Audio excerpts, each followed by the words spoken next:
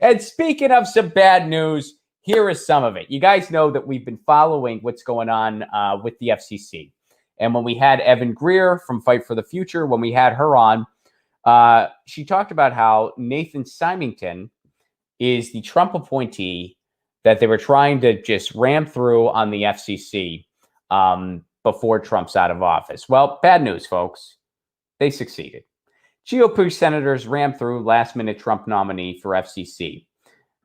Here's some from the article here. The Senate voted to confirm President Donald Trump's nominee, Nathan Symington, to the FCC Tuesday, ensuring the agency will be split down party lines at the start of Joe Biden's administration. The vote gained significance after Republican Chairman Ajit Pai announced he would step down from the agency the day of Joe Biden's inauguration, which would have left the FCC with one Republican and two Democrat commissioners. So here's what would have happened. Here's why this was an issue for Mitch McConnell. So there was another Trump appointee that Trump did not reappoint. And the reason he did not appoint this appointee, who was a Republican, was because even though this was a Republican appointee, they were like, hey, this whole idea of Trump's executive order gutting to Section 230, it's insane. It's a blatant violation of free speech. It will lead to more censorship. It is a horrible idea. I can't support it. So Trump was like, well, you're out then. And he wouldn't reappoint this guy. So at first, whatever, who cares? And then Trump all of a sudden started talking about this Symington guy, who is grossly unqualified to be at the FCC. His only qualification is he's a Trump lackey who just kind of will go along with whatever Trump says. And that's why Trump wanted to nominate him. So no one really paid much mind to this until Mitch McConnell realized, oh, wait a second. Now that this other Republican's gone, when Ajit Pai steps down, which it's tradition that when a president leaves, the appointee from that president steps down so that the incoming president will appoint someone. When Ajit Pai steps down, that means there's going to be 2-on-1 as far as Democrat FCC appointees and Republican FCC appointees. It'll be 2 against 1. So Mitch McConnell was like, well, wait a second. If we shove Nathan Symington through, even though he's grossly unqualified, he'll at least be another Republican vote. So this way, the FCC will be deadlocked and they won't be able to do anything until Joe Biden appoints a new FCC head. And here's more bad news here, folks. We're not guaranteed that Joe Biden is going to appoint a pro-FCC, or excuse me, well, obviously the pro-FCC. That's a misspeak. A pro-net neutrality FCC head. We're not guaranteed that. So here's another loss. Here's another loss. This is a big loss at the FCC. The fact that Symington got through. And Mitch McConnell knew what he was doing here. Mitch McConnell knew exactly what he was doing here. So our fight for net neutrality and our fight for digital rights in general continues at the state and local levels. Because what can we still do? Well, we can still push for statewide net neutrality bills, which we have a strong net neutrality bill here in California. It's one of the reasons we haven't seen a lot of the effects of a post-net neutrality world, because we're holding the front lines in different states.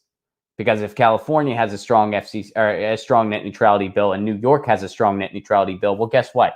They're going to have a hard time unrolling anti-net neutrality packages to customers because it's not legal in 2 very, very big states with a lot of people in them.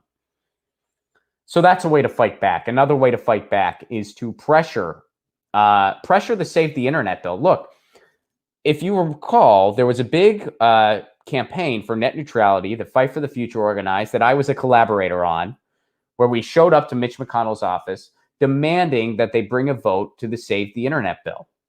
Now, the Save the Internet bill is 3 pages, or maybe it was 4. It was 3 or 4 pages. I don't know. This was a couple of years ago. But point is, it's very short.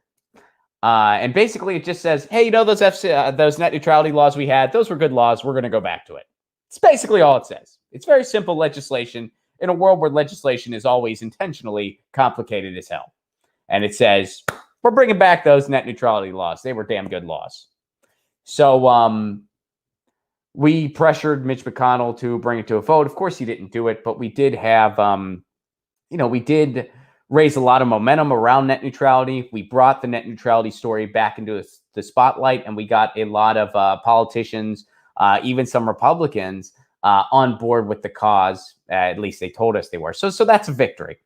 And now it's time to bring that legislation back, because now, you're going to have a different president, Joe Biden. Now, Joe Biden has a bad record on net neutrality. He's one of the few Democrats, even corporate Democrats, who is vocally against net neutrality. And he started his campaign with a bunch of Comcast executives. So Joe Biden is no friend to digital rights. I'm not going to sit here and pretend that he is. However, during the Biden-Bernie task force, they did promise that he evolved on net neutrality, that he is pro-net neutrality now. They also promised that he would appoint a pro-net neutrality FCC head. I'm not telling you this because I'm saying that's good enough for me. I'll believe it when I see it. I'm telling you this to just be thorough in the storytelling and to remind everybody that it's up to us to put the pressure on to make sure he keeps this promise. It's up to us that he behaves like a pro-net neutrality president. It's up to us to make sure he appoints a pro-net neutrality head to the FCC.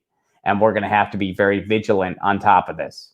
Come January, we're going to have to be very vigilant to make sure a pro-net neutrality head gets appointed to the FCC. It won't be a great head. He's not going to appoint a great person. Tom Wheeler was not a great person. But Tom Wheeler did vote the right way for net neutrality. Why? Because he had to. Because all of us were watching.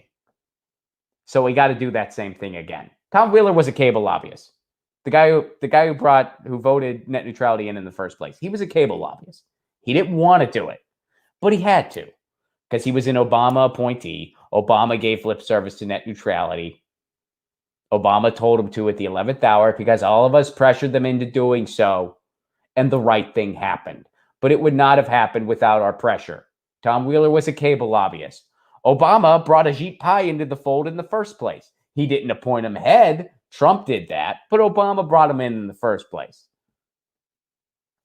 So that's what's at stake here. And now the FCC is going to be in a deadlock until a new head comes in, and we got to do everything we can to make sure that is a pro-net neutrality FCC head. Get your news on with Ron. Don't you want to know what's going on? We're getting our news on today. Get your news on with Ron. Don't you want to know what's going on? We're getting our news on today. You can tweet me an article at Ron Placone. We'll go through it together and make